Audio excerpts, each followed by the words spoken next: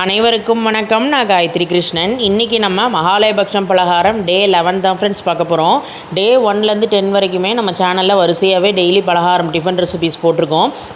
மணக்கோலம் cooking சேனலை please friends subscribe பண்ணிவிட்டு playlist போய் செக் பண்ணி பார்த்துட்டு வீடியோ ஃப்ரெண்ட்ஸ் அண்ட் ஃபேமிலியோட ஷேர் பண்ணுங்கள். உங்கள் சப்போர்ட் என்றைக்குமே எங்களுக்கு வேணும். இப்போ நம்ம இந்த டே 11 பலகாரம் பண்ணுறதுக்கு நான் இன்றைக்கி 1 டம்ளர் பச்சரிசி குருணை எடுத்து வச்சுருக்கேன். பச்சரிசி குருணை உங்கள்கிட்ட இல்லை அப்படின்னா நான் கடையில் வாங்கியிருக்கேன். உங்கள்கிட்ட இல்லைன்னா மிக்சியில் டக்குன்னு 1 டம்ளர் பச்சரிசியை இந்த மாதிரி உடச்சிட்டு குருணையாக ரெடி பண்ணி வச்சுக்கோங்க. இப்போ நம்ம இன்றைக்கி குக்கரில் 1 பார்ட்டாக ஈஸியாக தான் நம்ம இன்றைக்கி ஒரு டிஃபன் ரெசிபி பார்க்க போகிறோம். அதுக்கு குக்கரில் நான் இன்றைக்கி ஒரு 2 டேபிள் ஸ்பூன் கிட்ட நல்லெண்ணெய் விட்டுருக்கேன். பாருங்கள், சின்ன குழிக்கரண்டியில் 2 குழிக்கரண்டி விட்டுருக்கேன். நல்லெண்ணெயில் தான் பண்ண போகிறோம். அப்போ தான் நல்லா வாசனையாக டேஸ்ட்டாக இருக்கும். எண்ணெய் ஹீட் ஆகிடுது. இப்போ இதில் ஒரு டேபிள் ஸ்பூன் கிட்ட நான் வேர்க்கடலை சேர்த்துக்கிறேன். இது பச்சை வேர்க்கடலையை நான் ஆட் பண்ணுறேன். அதனால் எண்ணெயில் இதை நல்லா வறுத்து எடுத்துக்கணும். சப்போஸ் நீங்கள் வறுத்த வேர்க்கடலை சேர்க்குற பட்சத்துக்கு அடுத்து நம்ம கடுகு, உளுத்தம்பருப்பு, கடலைப்பருப்பெல்லாம் சேர்க்க போகிறோம். அதோட கூடவே நீங்கள் வறுத்த வேர்க்கடலையை ஒன்றாவே தாளிச்சிக்கலாம். பாருங்கள், பச்சை வேர்க்கடலை வறுபட்டு வந்தாச்சு. இப்போ இதில் கொஞ்சமாக கடுகு சேர்த்துடலாம். 1 ஸ்பூன் உளுத்தம்பருப்பு சேர்த்துப்போம். கடலைப்பருப்பு 1 ஸ்பூன் ஆட் பண்ணிக்கலாம்.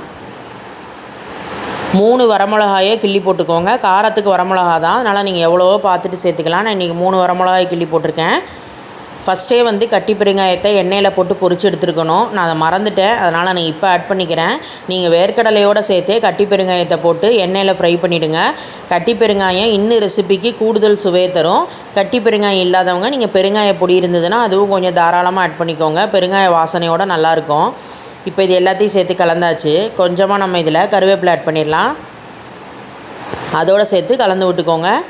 எல்லாமே தாளித்து ரெடியாகட்டும். நல்லெண்ணெயில் தாளித்து பண்ணும் போதே அவ்வளோ ஒரு வாசனையாக இருக்கும். அப்படி சேர்த்து கலந்துக்கலாம். எல்லாத்தையும் சேர்த்து மிக்ஸ் பண்ணியாச்சு. இப்போ இதில் நம்ம புளித்தண்ணி சேர்க்க போகிறோம். பாருங்கள், லெமன் சைஸ் அளவுக்கு புளியை கரைச்சி இந்த மாதிரி 4 டம்ளர் புளித்தண்ணி ரெடி பண்ணி வச்சுருக்கோம்.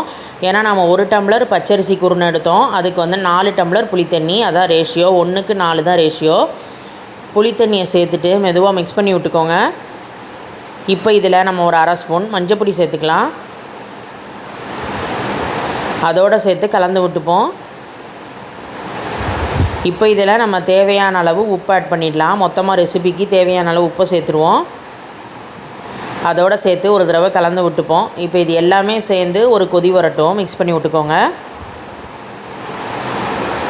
கொஞ்சமாக மட்டும் வெல்லம் சேர்த்துக்கிறேன். சின்ன பீஸ் அளவுக்கு வெல்லம். கொதி வந்ததுக்கப்புறம் சின்ன பீஸ் வெல்லத்தை சேர்த்துட்டு நம்ம 1 டம்ளர் பச்சரிசி குருணை எடுத்துருந்தோம். அதை வாஷ் பண்ணி வச்சுருக்கோம். அதையும் உள்ளே ஆட் பண்ணிடலாம்.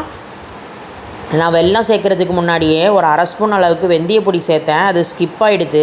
வெந்தயத்தை கடாயில் போட்டு ட்ரை ரோஸ்ட் பண்ணிவிட்டு வெந்தய பொடி ஆட் பண்ணிவிடுங்க. ஒரு 1/2 ஸ்பூன் வெந்தய வாசனையோடு ரொம்ப நல்லாயிருக்கும். இப்போ இது எல்லாமே சேர்ந்து லேசாக ஒரு கொதி வர ஆரம்பிக்கட்டும். பாருங்கள், அரிசி சேர்த்ததுக்கப்புறம் இந்த அளவுக்கு கொதி வருது. இப்போ நம்ம குக்கரை க்ளோஸ் பண்ணிடலாம். விசில் போட்டுருங்க. மீடியம் ஃப்ளேமில் 2 விசில் ரெடி ஆகட்டும். 2 விசில் ப்ரெஷர் அடங்கியாச்சு. ஓப்பன் பண்ணி பார்த்துட்டோம். பாருங்கள், நம்மளோட பலகாரம் ரெசிபி இன்றைக்கி நம்ம புளிப்பொங்கல் தான் பண்ணியிருக்கோம். பச்சரிசி குருணையில் புளிப்பொங்கல் ரொம்பவே சூப்பராக இருக்குது. கன்சிஸ்டன்சிலாம் பாருங்கள், ரொம்பவே பர்ஃபெக்டாக இருந்திருக்கு.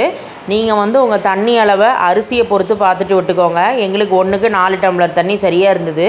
நீங்கள் உங்களுக்கு ஏற்ற மாதிரி விட்டுக்கலாம் பார்த்துட்டு.